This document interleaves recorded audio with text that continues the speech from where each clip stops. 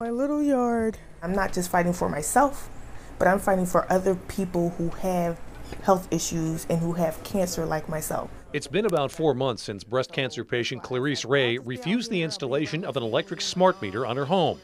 Now she's receiving letters from Med-Ed warning her that she could soon lose her electricity. Okay, now I feel like I'm being threatened and I'm being forced to do something that I don't want. Clarice is concerned about the health effects of smart meters, which use radio frequencies to communicate with your power company.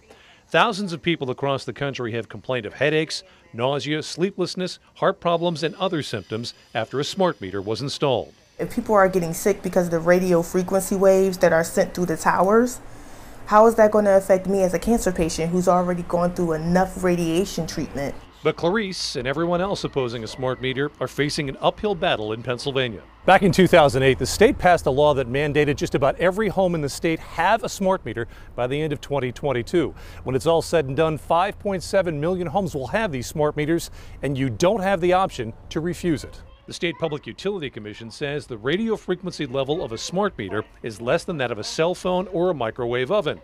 Clarice is not buying that statement. You turn the microwave on for a certain amount of time.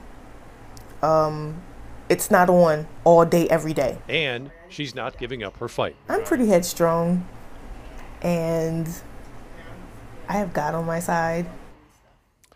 The International Agency for Research on Cancer classifies radio frequency radiation as possibly carcinogenic to humans. Still, at this point, it isn't clear what risk, if any, there might be from living in a home with a smart meter. Now, according to the Public Utility Commission, about 1/2 of the 5.7 million smart meters that are supposed to go in across the state are being installed. Right now, we're seeing a flurry of them being installed by Med-Ed and PPL in the Susquehanna Valley, so we're getting a lot of questions and a lot of concern about them. So, Brian, you can't refuse these meters. What about after they're installed? If you want to, you can appeal to the Public Utility Commission, but you have to prove that it's some kind of medical distress for you. And I know that about 8 cases have been brought to the PUC. None of them have been approved for removal of the smart meter. They're on there. They're staying there for the time being. Tough case to make, it sounds like. Yeah.